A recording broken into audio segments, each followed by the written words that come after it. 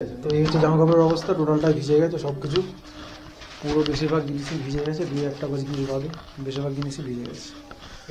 কিছু করার নেই, কবে কি শুকোবে, রোদ নেই বাইরে, কবে কি করবো জানি না। পেছনেরটা একটা আছে ওই সাইড করে, পেছনেরটা। হ্যাঁ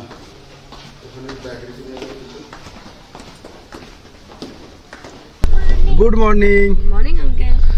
তো আমরা আমাদের জার্নি এখান থেকে স্টার্ট করলাম, জার্নি এখান থেকে স্টার্ট হলো।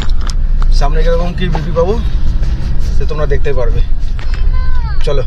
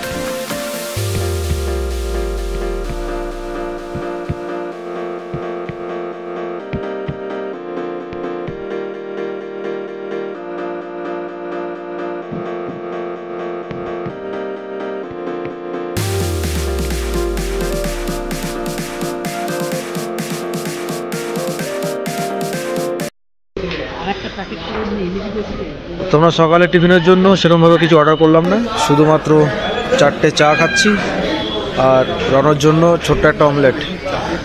গাড়িতে আমরা সব কিছু খাবার নিয়ে এসেছি, গাড়িতে কিছু খাবার আছে ওগুলো খাবো, আর এখানে শুধু এখন আপাতত চা খাবো।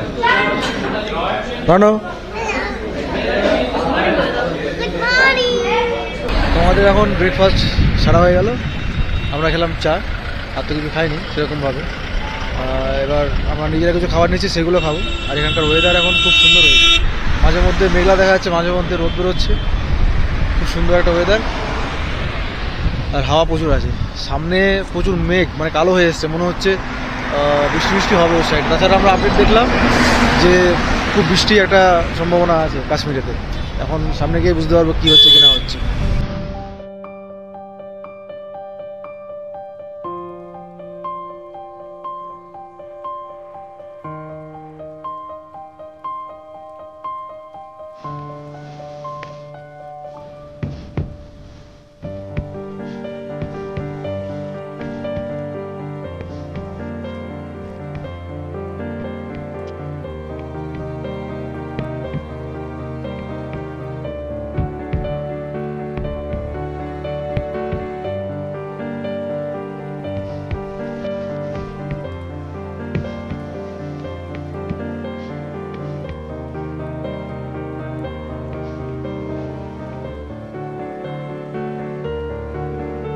এই জায়গাটাতে হয়েছে ল্যান্ডস্লাইড, কাজ প্রায় শেষ হয়ে এসছে, সামনে এখানে কিছুটা কাজ বাকি আছে।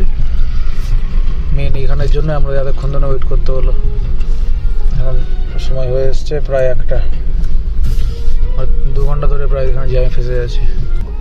এদিক থেকে ওপর থেকে নেমে এসছে ল্যান্ডস্লাইড, সামনে পুরো কাদা কাদা, সামনে পুরো পাহাড় থেকে সব কিছু পড়ছিল।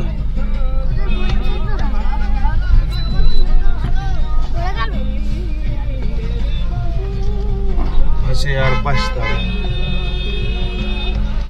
हाँ ये सब जगह लैंडस्लाइड হয়েছে।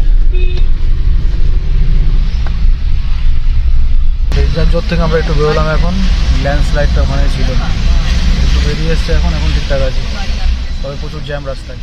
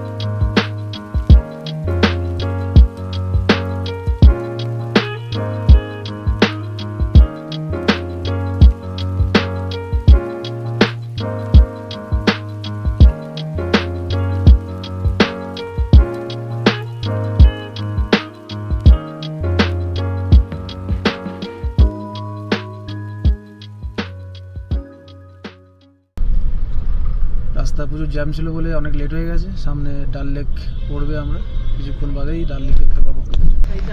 তো এটা হলো শ্রীনগরের ডাল লেক স্টার্টিং পয়েন্ট। আমরা ঢুকে গেছি ডাল লেকে।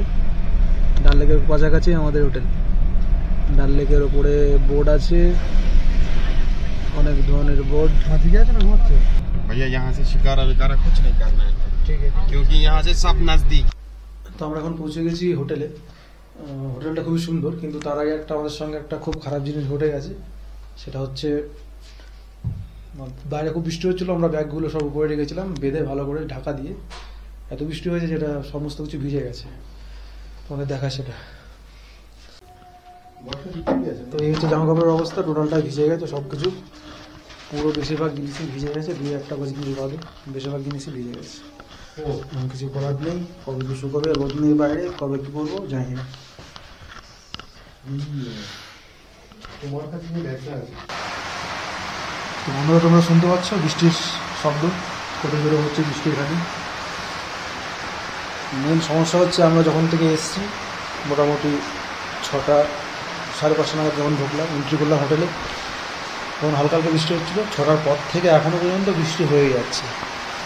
হোটেলে এন্ট্রি করার পর আমরা এখনও পর্যন্ত বেরোতে পারিনি কোথাও। প্রায় 5-6 দিনের বৃষ্টি আছে, তার মধ্যে মাঝে মধ্যে হয়তো হালকা বৃষ্টি কম, কোথাও একটু বেশি বেশি, এভাবে চলবে সারাদিন এখন প্রায় 5 থেকে 7 দিন। তখন যে প্ল্যান করেছি সেটা কি হবে কি হবে না, যেতে পারবো পারবো না কিছু বলা যাচ্ছে না। পরিস্থিতি খুবই খারাপ, খুবই বাজে লাগছে। ঘরের মধ্যে বসেছিলাম, খালি বারে বারে এসে চেক করছি বৃষ্টি কখন কমবে, কিন্তু কন্টিনিউ একভাবে বৃষ্টিটা হয়ে যাচ্ছে। साला ये दुख का खत्म नहीं होता बे। Next day.